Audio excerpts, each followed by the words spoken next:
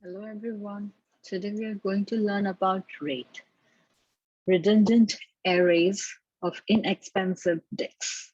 Now, not sure why it is called inexpensive because its RAID is basically a mechanism to achieve fault tolerance in a distributed storage system. And whether I better to say mechanisms because there are a variety of RAIDs as we would see in this lecture today. Each one of them has its own pros, its own cons, and their own trade-offs. And popularly, they have been used over last many decades as a mechanism to achieve fault tolerance in a distributed storage system. So we can use these mechanisms even on other emerging or maybe not inexpensive disks, such as SSDs, basically any form of persistent storage devices. We can use this fault tolerance rate mechanisms over any persistent devices over which we could store data. So let's start our discussion. Now, whenever we talk about any storage devices, there are three main parameters that comes to our mind. And most of the storage devices, even today, are evaluated across these three parameters. What are these? So first, whenever we talk of any storage device, then we want our device to be as fast as possible, right? We want it to respond instantaneously. We want it to provide us with a very high bandwidth of IOs. So we wish it to be faster. Now, when we perform IO operations could be sometimes slow, and we have seen storage or IO operations are one of the major reason for bottleneck in systems.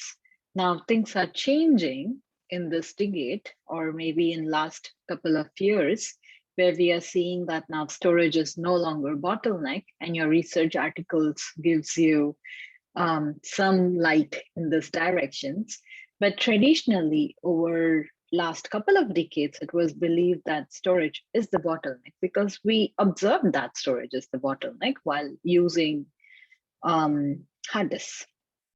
Compared to the processing speed of CPU kept increasing, the access at which we could access the data in the rate at which we could access the data lying in memory, which is byte addressable like DRAM, kept increasing. But somehow the storage technology stayed where it is. And hence, after a while, it started being the bottleneck. But now we have, in our last decade, we have many new emerging inventions coming in the area of storage devices, and that's changing this notion of storage being the bottleneck. But if storage is the bottleneck, then slow IO is not only just slowing down the access latency to the data that we have stored there, but basically it is the reason behind slowing down everything else in your system. And that's even worse. So then definitely we want it to be faster. The second parameter over which we measure performance of any storage devices or which we desire from a storage device is we wish it to be a larger device, so the capacity. Now, more and more data is being produced by us each day, each hour, each second, each moment indeed. And this large increase in the quantum of data, this data needs to be stored somewhere, right? So that demands a huge capacity from the storage devices. And hence, like we want our storage devices to be able to store more and more data in less and less amount of space. With the device needs to be lighter, smaller, but it needs to be of larger capacity, right? That's what matters to us. Third, a very important parameter that we need when we are talking about any persistent storage devices is reliability. Now, we want more and more data to be stored on the disk that are highly reliable. Because when we are talking of persistent storage, we are assuming that we store the data that matters to us, and we want to hang on to that data for quite a longer time. That's the data we store on these persistent storage devices. Now, if these persistent storage devices are not able to hang on to that data for a while, then what's the point, right? So expectation minus reality equals to problem. It's a very simple equation. Here our expectation is we want data to be stored reliably in some form, in some device. If this device is in reality not good at maintaining this reliability, then well, we have a problem. So for the performance, let's make this as performance. Capacity and reliability are three important metrics which we want to excel for any storage devices. Now, the key question here is, how can we make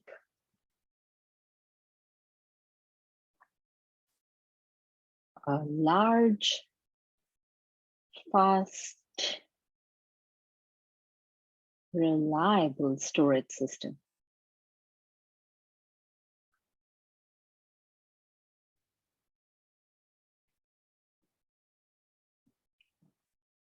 Also, now that we know that, okay, this is what we want to do, we want to make fast, large, and reliable storage system, then the second question that we get in our mind is,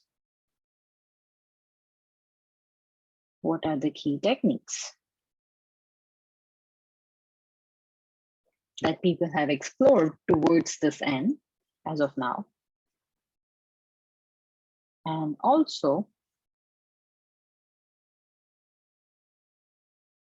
what are trade-offs between different approaches?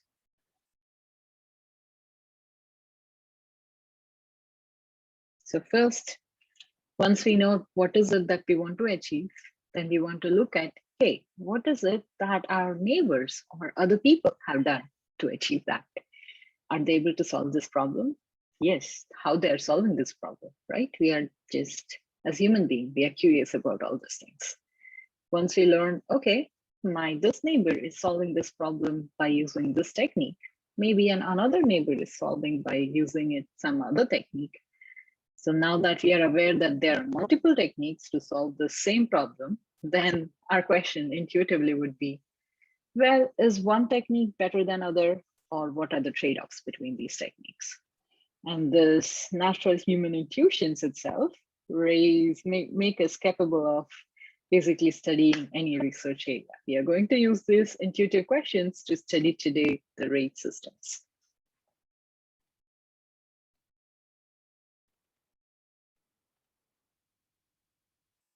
So rate, what is it? This is a technique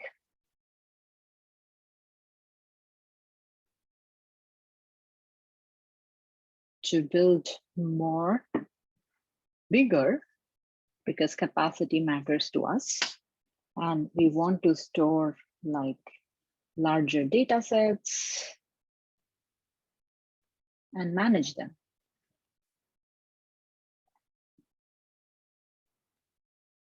Store and manage larger data sets. So a technique to build more, bigger, faster, because we want our storage devices to perform as best as they can, because we know that if they don't perform good, if they become the bottleneck, then they would be the impending parameter for the performance of the whole system. So it doesn't matter how fast we can compute, But if we do not get the data that we want to compute right there at correct time or in time, then what's the point? What is it that you would perform the computations on, right? So it's very important to do things faster. So we want better performance. And reliability.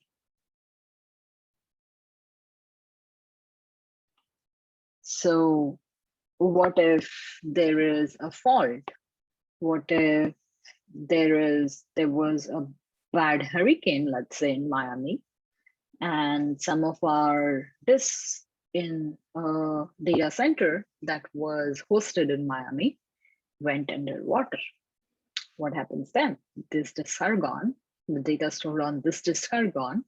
We cannot just say that, hey, around million customer out there, we lost all your data because of a disaster.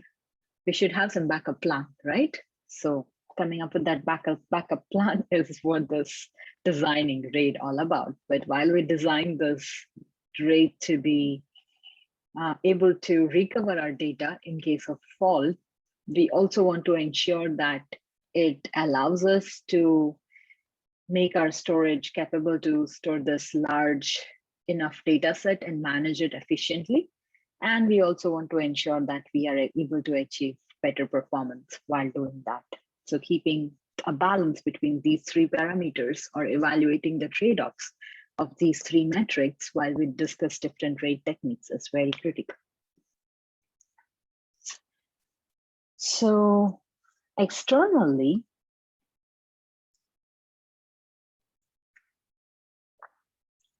what does RAID look like? Externally, RAID looks like a huge disk or a large piece of storage or a large device, large storage device, which is basically a group of blocks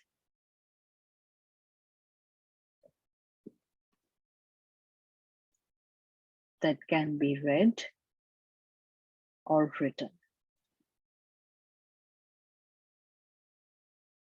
So this is the perception that we get from outside.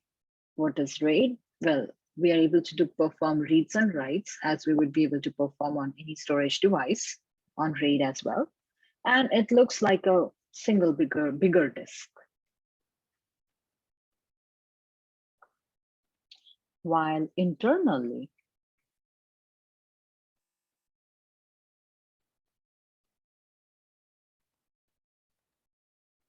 RAID is a complicated beast.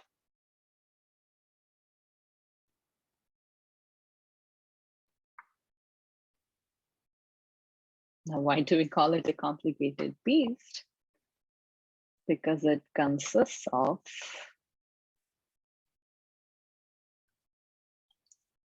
almost, we could say it's a small computer system because it has multiple disks inside it.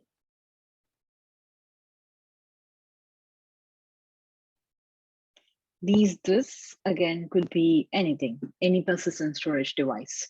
Traditionally, when RAID was invented, the most popular persistent storage device was hard disk.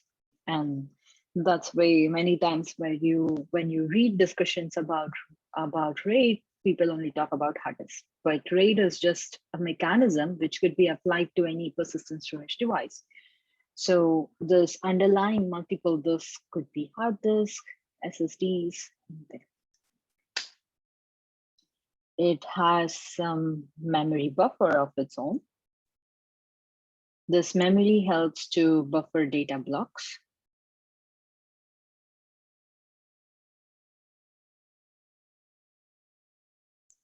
And it has one or more processor to manage system.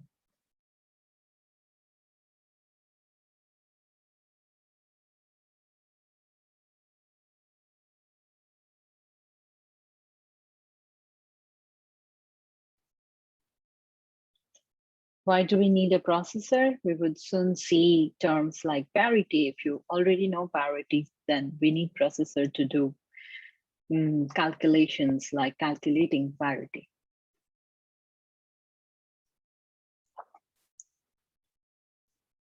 So when you go to build a desktop of your own, or if you just open your own the desktop that you have, you could find a component called as rate controller.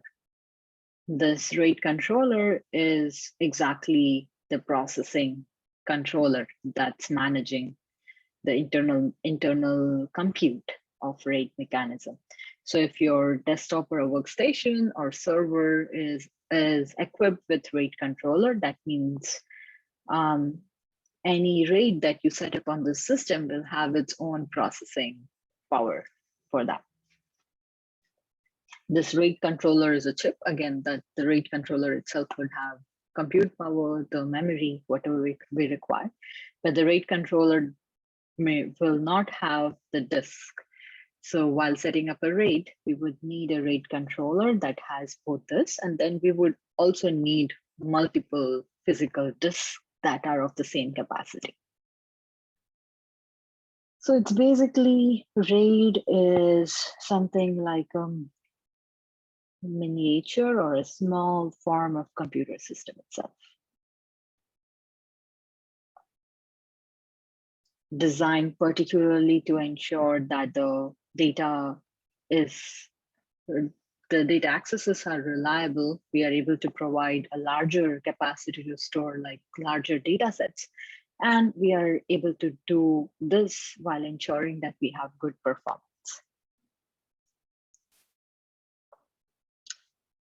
This RAID system is specialized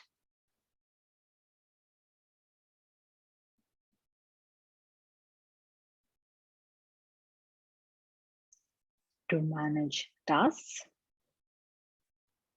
of a group of disks.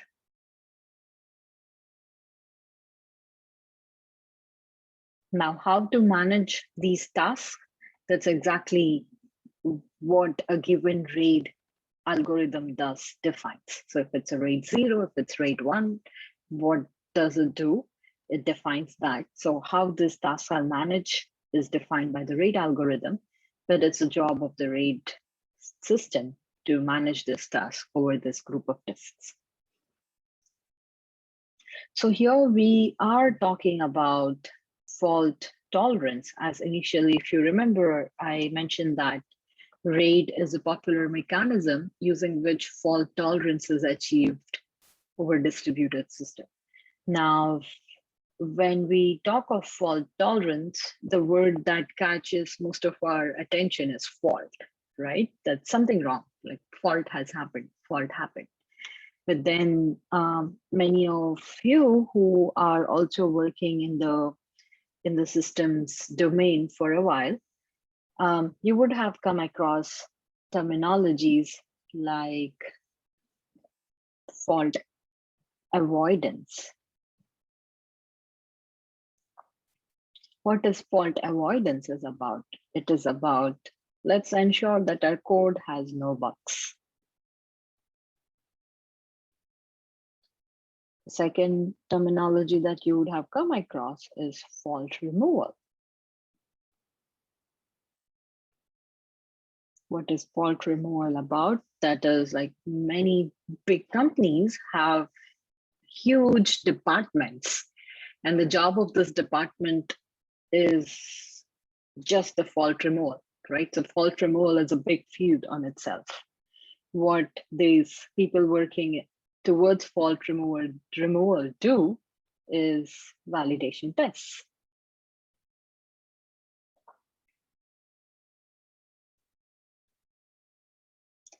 Because in order to remove a fault, first we should identify what is the fault with the piece of code.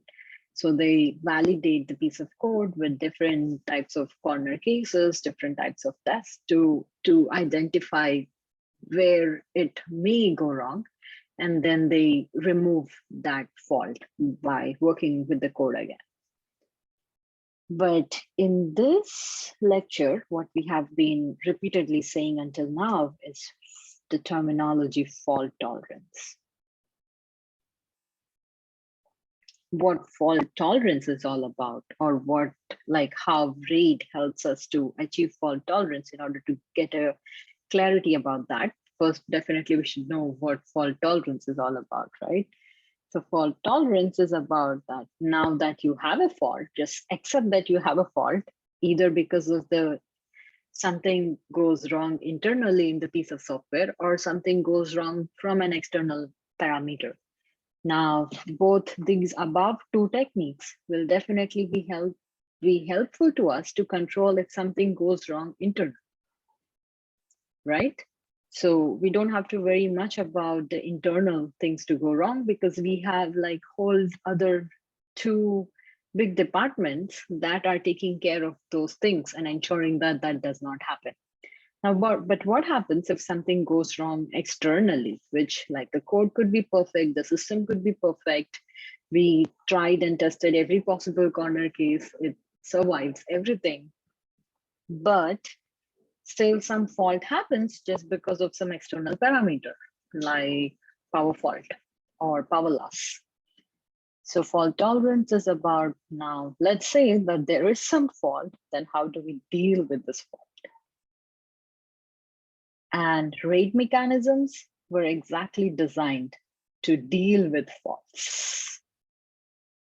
So we take right at the beginning, we take the fact that, well, we cannot avoid all faults. We cannot remove all faults. Even though we try our best to do in both those, still we are just working with internal faults within the system that we design. But there could be parameters that we cannot control, so faults could happen. Now, once the fault happens, how do we do in that? What do we do in that scenario?